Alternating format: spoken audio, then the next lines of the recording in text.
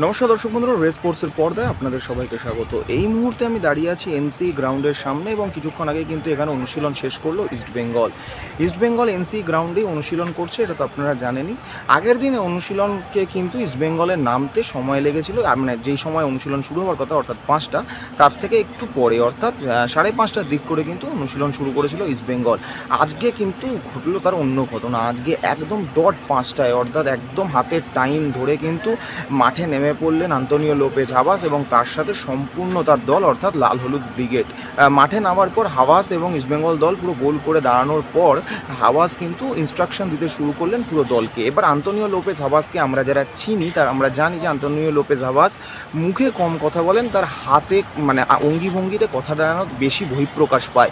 আজকেও কিন্তু দেখা গেল ঠিক সেরকমই, তিনি হাত ছুঁড়ে হাত দিয়ে অনেক কিছু বুঝিয়ে দেওয়ার চেষ্টা করলেন।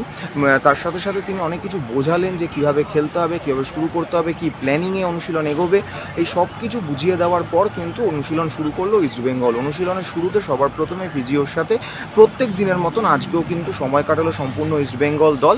ইস্টবেঙ্গলের দলে কিন্তু আজকে যোগ দিলেন নতুন বিদেশি নাচো।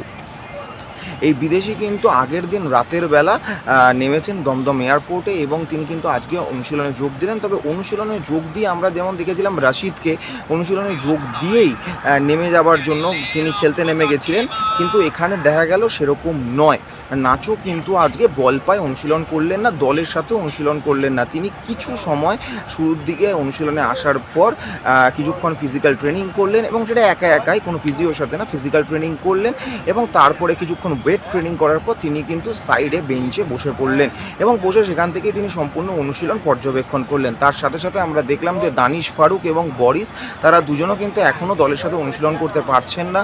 তারা এখনও চেষ্টা করে যাচ্ছেন ফিট হওয়ার, কিন্তু তারা কবে ফিট হতে পারবে এবং কোন ম্যাচে নামতে পারবে সেটা বলা যাচ্ছে না। তবে এরপরে 31 তারিখে ইস্টবেঙ্গলের যে ম্যাচ, সেই ম্যাচে যে খুব একটা নিশ্চিত নয় বা প্রায় অনিশ্চিত বলা যেতেই পারে এই দুজন ফুটবলারকেও। এই তিনজন ফুটবলার মাঠের বাইরে ছিলেন, কিন্তু উল্টো দিকে আমরা দেখতে পেলাম যে বাকি ফুটবলাররা মিলে কিন্তু একদম সবাই মিলে অনুশীলন করলেন। আজকে কলকাতা লিগের ম্যাচ ছিল, কিন্তু আমরা দেখতে পেলাম বিষ্ণু এবং জেসিন সেই কলকাতা লিগের ম্যাচে না খেলে বা কলকাতা লিগের ম্যাচের যে টিমে বিষ্ণু এবং জেসিনকে আমরা দেখেছি শুরু করতে, সেখান থেকে কিন্তু বিষ্ণু এবং জেসিন আজকে চলে এলেন এই প্র্যাকটিসে এবং এই প্র্যাকটিসে তারা চুটিয়ে প্র্যাকটিস করলেন।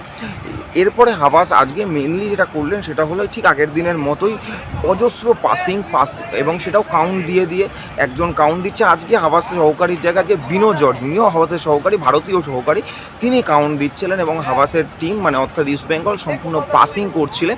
এই অনুশীলন চললো এবং এই অনুশীলন চলার পর হঠাৎ করে অনুশীলনে একটা পরিবর্তন এলো। পাসিং ফুটবলে আক্রমণ করার যে ধারা, যেটা হাভাস কালকে প্র্যাকটিস করিয়েছেন, আজকেও শুরুতে করছিল, সেটা বদলে গেল হঠাৎ করেই দ্রুত ট্রানজিশনে, অর্থাৎ খুব যত তাড়াতাড়ি সম্ভব বক্সে পৌঁছে যাওয়া যায় বা একদম বিপক্ষ বক্সে ঢুকে যাওয়া যায় এবং খুব কম পাসের মধ্যে দ্রুত ট্রানজিশন করে বিপক্ষ বক্সে চলে যাওয়া।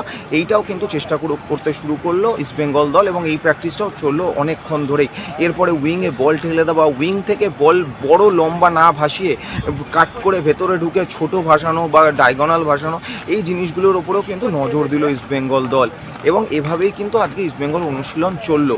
ইস্টবেঙ্গল অনুশীলন শেষে যখন ইস্টবেঙ্গল অনুশীলন শেষ হচ্ছে, তারপরে আমরা দেখতে পেলাম যে একে একে সব ফুটবলাররা বেরোচ্ছেন।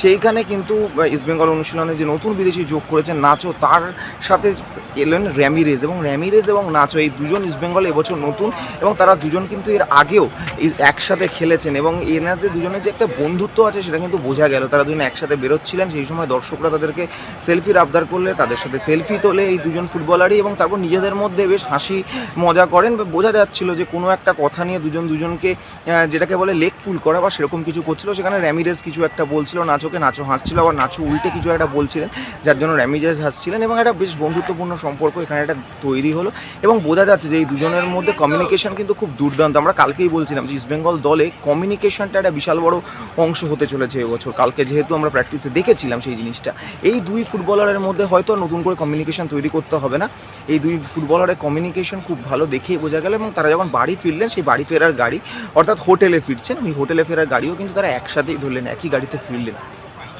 অর্থাৎ এই দুজনের যে মানে একটা নতুন একটা বন্ধুত্ব রয়েছে, সেই বন্ধুত্বটা কিন্তু এখানেও যে মাঠে কাজে লাগবে সেটা কিন্তু অবশ্যই বলা যাচ্ছে। তার সাথে বাকি দলও বেশ আস্তে আস্তে মানিয়ে নিচ্ছে এবং আজ কিন্তু ইস্টবেঙ্গল অনুশীলন ইস্টবেঙ্গল দলকে বেশ চনমনে লাগলো। এইভাবে আজকে অনুশীলন এগিয়ে গেল ইস্টবেঙ্গলের। এনসি থেকে আমি অর্পণ দেবনাথ, প্রেস স্পোর্টস।